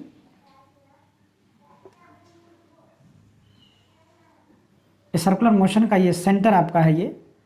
अब जरा बताइए कि अगर कोई ऑब्जेक्ट यहां से चलना प्रारंभ करता है और यहां पहुंचता है, the opposite point on the diameter, to opposite end of the diameter, 2 opposite in diameter के ऊपर तो यहाँ पर आपको थोड़ा सा ध्यान देने की आवश्यकता है कि आखिर ये कैसे होगा। देखिएगा क्या होता है इसमें होता है कि जब ये ऑब्जेक्ट यहाँ से मूव करता है तब यहाँ पता नहीं चलती है कि आखिर एक्सेलरेशन किधर है। तो लेकिन जब ऑब्जेक्ट यहाँ से यहाँ तक आता है, यहाँ तक, तो एक्सेलरेशन क्या होता है? Change in velocity. और वेलोसिटी की जब बात करते हैं तो वेलोसिटी क्या होता है? Displacement by time, displacement by time. Okay, अब डिस्प्लेसमेंट क्या है? अगर यहाँ से कोई चला है यहाँ तक, डिस्प्लेसमेंट क्या है? और यहाँ से अगर यहाँ तक चला है तो ये डिस्प्लेसमेंट क्या है? अगर कोई ऑब्जेक्ट यहाँ से स्टार्ट हुई, यहाँ तक चला है, यहाँ तक आया है, दिस इज द पॉइंट, यहाँ तक आया है। अब बताइए कि जब यहाँ तक आया है तो उसका एक्सेलरेशन की चर्चा अगर करेंगे तो this is the initial and this is the final points. तो अब चेंज इन अगर एक्सेलरेशन की बात है, चेंज इन अगर वेलोसिटी की बात करते हैं, और अगर चेंज इन डिस्प्लेसमेंट की बात करते हैं, तो डिस्प्लेसमेंट क्या है? डिस्प्लेसमेंट क्या है? The shortest distance between final, initial and final points. तो यहाँ पर हम देख रहे हैं कि ऑब्जेक्ट तो मूव कर रहा है, हर एक पॉइंट पर डायरेक्शन चेंज कर रहा है, हर एक पॉइंट पर डायरेक्शन इसका चेंज कर रहा है, बट इसका जो एक्यूरेट मूविंग है वो है इस डायरेक्शन। क्या है? इस डायरेक्शन। कहने का मतलब कि जिस समय ऑब्जेक्ट यहाँ पर होगा उस समय इसका जो एक्सेलरेशन का जो ये होगा, एक्सेलरेशन जो होगा उसका, देखिए यहाँ से अगर हम परपेंडिकुलर की बात करें तो इसको ज़रा देखिएगा क्या होता है।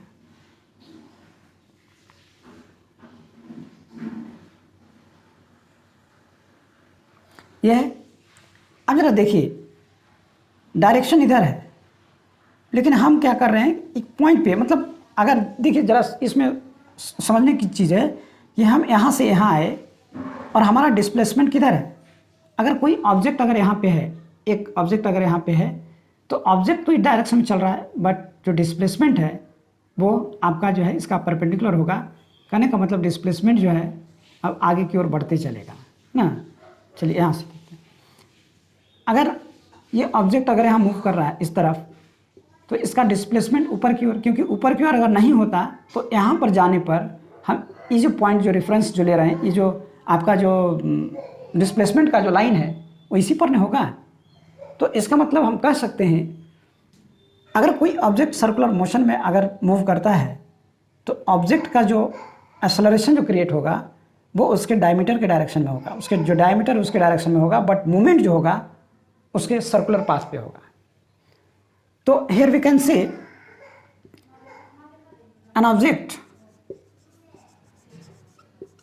an object move on a circular motion, circular path,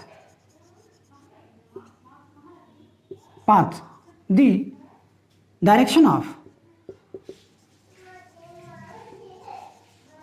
motion is perpendicular of the acceleration। क्यों? क्योंकि पाथ तो ये है, हर एक पॉइंट पर जो चेंजेज हो रहा है। जैसे देखिए, अगर कोई यहाँ पर गया, अगर कोई ऑब्जेक्ट अगर यहाँ पर है तो it means this object is here. इस लाइन पे कहाँ पे है? यहाँ पे है। इस लाइन पे यहाँ पे है। अगर इसी तरह से आगे बढ़ते हुए जाता है तो इसी लाइन को फॉलो करता है। दैट मीन्स कि ये जो लाइन है ये आपका डिस्प्लेसमेंट लाइन है।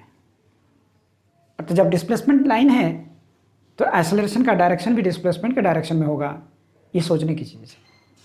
तो जब कोई ऑब्जेक्ट मूव करे सर्कुलर पाथ पर तो उसका जो डायरेक्शन ऑफ मोशन होता है वो परपेंडिकुलर होता है डायरेक्शन ऑफ एक्सेलरेशन का।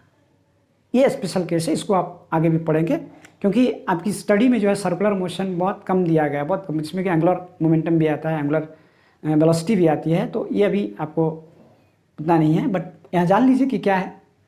इस कंडीशन को हम जान लिए। अब हम चलते हैं change in velocity. That means velocity कितने तरीके से चेंज कर सकता है ना। तो velocity content three things. Velocity content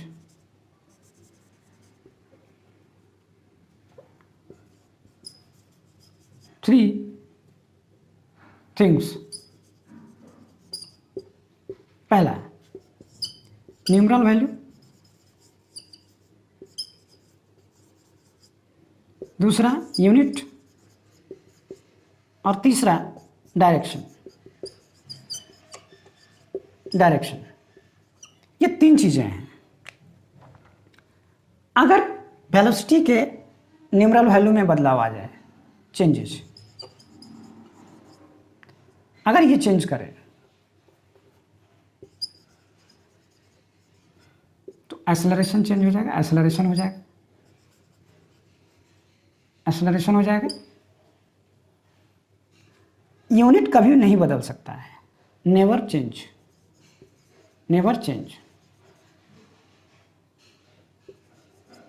ये कभी नहीं बदल सकता है, क्योंकि अगर यूनिट बदल जाएगा तो फिर वेलोसिटी नहीं रहेगी वो, क्योंकि बिना यूनिट का हम क्या बता सकते हैं। अब डायरेक्शन, ये भी चेंज कर सकता है। Change, velocity change. अगर ये न्यूमरल वैल्यू चेंज होता है तो वेलोसिटी चेंज।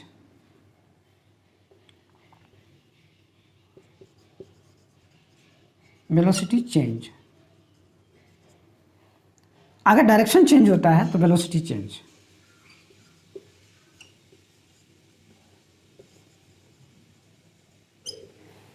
अब देखिए यहाँ पर ये दो कंडीशन तो आप जान रहे हैं कि जब उसका न्यूमरल वैल्यू हो चेंज हो तब वेलोसिटी चेंज होगा, और जब उसका डायरेक्शन चेंज हो तब वेलोसिटी चेंज होगा। और अगर ये दोनों चेंज हो तो भी वेलोसिटी चेंज होगा।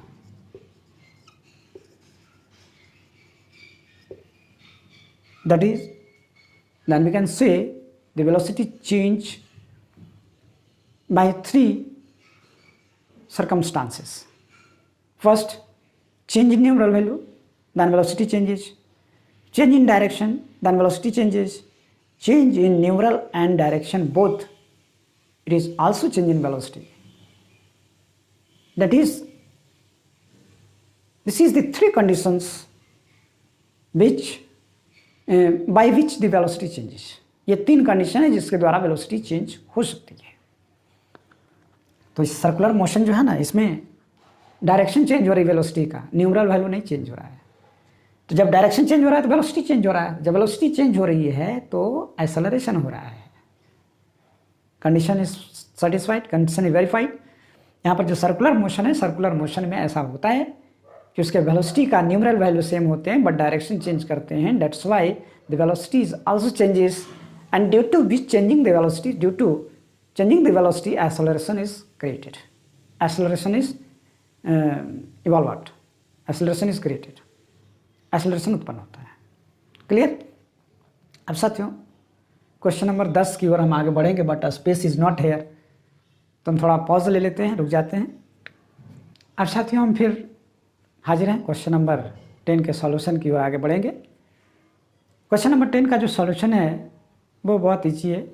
It not very difficult, but we understand first the question. सबसे पहले हम क्वेश्चन को समझेंगे. कहता है कि एन एथलीट, कहता है an artificial satellite. Artificial satellite जानते हैं आप? नहीं जानते हैं तो मैं थोड़ा बता दूं.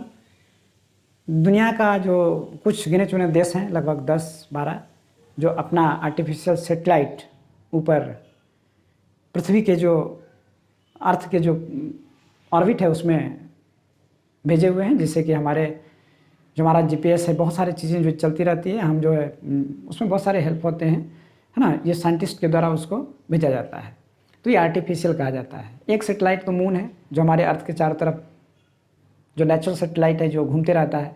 उसी प्रकार से एक सैटेलाइट जो है ना आदमियों के द्वारा बनाकर, आर्टिफिशियली बना करके उसको उस कक्ष तक पहुँचाया जाता है जहाँ वो पृथ्वी का चक्कर लगाते रहता है. आप समझ गए होंगे. तो ये आर्टिफिशियल सैटेलाइट है. Is moving in a circular orbit. Circular orbit में मूव कर रहा है of radius 42,250 kilometre.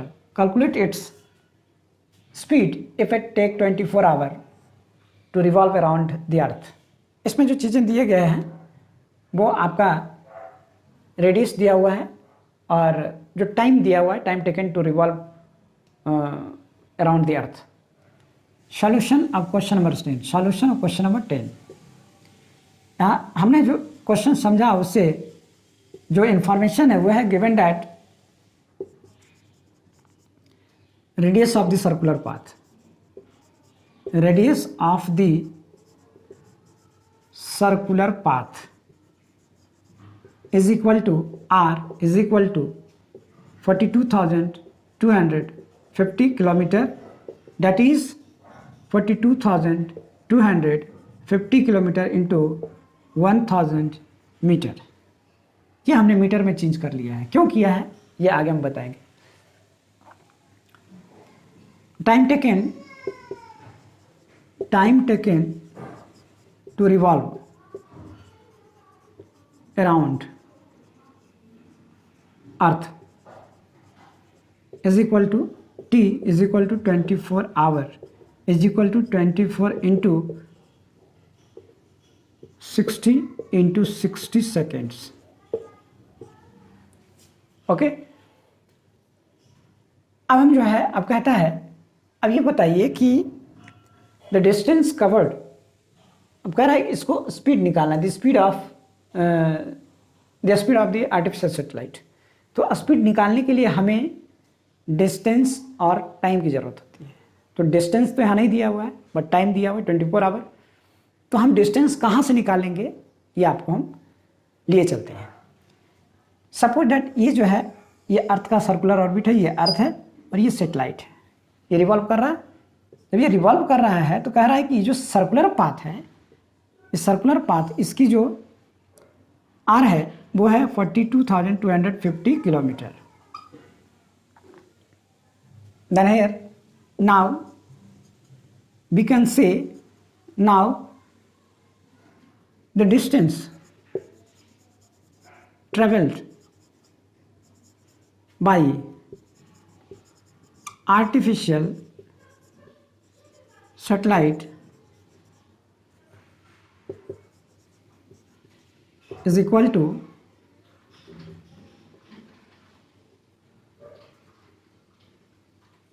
is circumference of the circle, circumference of the circle. चलिए ऐसा होगा तो कंफ्यूज होंगे, रुकिए इसको थोड़ा सा जो है ना और क्लेरिफाई कर देते हैं। Now distance travelled by satellite is equal to circumference of circle।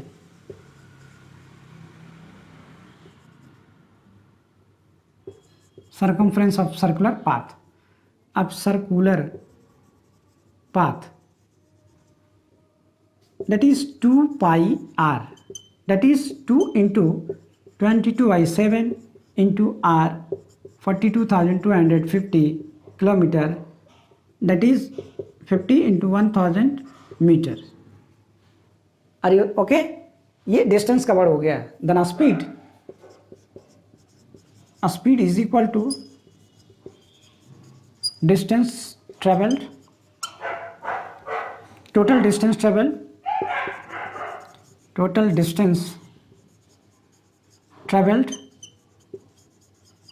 Bye total time. अगर इसको करें डेट इज ये हो जाएगा कितना, टोटल डिस्टेंस कितना हो गया 2 into 22 into by 7 into 42,250 into 1000 metre by 24 into 60 into 60 seconds. साथियों जैसा कि यहाँ पे speed is equal to total distance travel by time, total time को इसने रखा है, तो टोटल डिस्टेंस ट्रैवल क्या होगा, circumference of the circle. Circumference of the circle, circumference मतलब 2 पाई आर, 2 पाई आर की वैल्यू हमने यहाँ पर जो रखी है पुट की है, और by total time 24 our into 60 into 60 seconds. जब हम इसको सॉल्व करते हैं है ना, तो हमें मिलता है 3073.74 मीटर पर सेकेंड। इसकी जो स्पीड है वो आपकी जो सैटेलाइट की जो स्पीड है वो 3073.74 मीटर पर सेकंड की गति से वह रिवॉल्व करता है अराउंड दी अर्थ। मतलब अर्थ के चारों तरफ वह 3073.74 यानी 3073.74 मीटर पर सेकंड की स्पीड से रिवॉल्व कर रहा है, गति कर रहा है, स्पीड है उसकी। क्लियर?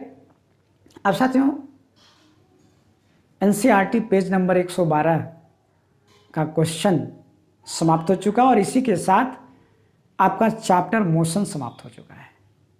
अब हम आगे जो पढ़ेंगे लॉ ऑफ, इसके आगे जो चैप्टर है वो फोर्स है।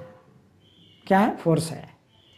हम उसको फोर्स को पढ़ेंगे और आपसे एक रिक्वेस्ट है कि आप, चैप्टर तो ख़त्म हो चुकी है, जो एनसीईआरटी का जो क्वेश्चन था उसको हमने सॉल्यूशन करा चुके हैं। तो क्वेश्चन नंबर का जो सॉल्यूशन है वो सिर्फ इसी का नहीं है, पेज नंबर 109 110 का भी हमने करवाया है, उससे पहले भी एक क्वेश्चन था उसको भी मैंने करवाया है। मतलब ये जो टोटल जो सॉल्यूशन है एनसीईआरटी का वो सिर्फ इसी वीडियो में नहीं है, बल्कि 4-5 वीडियो हैं उसके। सभी को देखें, सभी को देखें, समझने का प्रयास करें, और जहाँ समझ में नहीं आए तो फिर हमारे पिछले वीडियो जो 3 है उसको देखें। और साथियों इसके साथ आपका मोशन चैप्टर ख़त्म हो चुका है और अब हम चलेंगे फोर्स की ओर। फोर्स हम पढ़ने का प्रयास करेंगे। तो साथियों आपसे एक बार और फिर रिक्वेस्ट है कि यदि कोई प्रॉब्लम हो, कोई दिक्कत हो, कोई परेशानी हो तो कमेंट बॉक्स में लिखिए, क्योंकि आपको हम अक्सर कहते हैं कमेंट बॉक्स में लिखेंगे, वो हमारा मार्गदर्शन करता है और हम आपके वीडियो को अच्छा बना सकते हैं, बेहतर बना सकते हैं। और सबसे अहम चीज़, सबसे इम्पॉर्टेंट चीज़, मेरे चैनल को ज़रूर सब्सक्राइब करिए। ओके।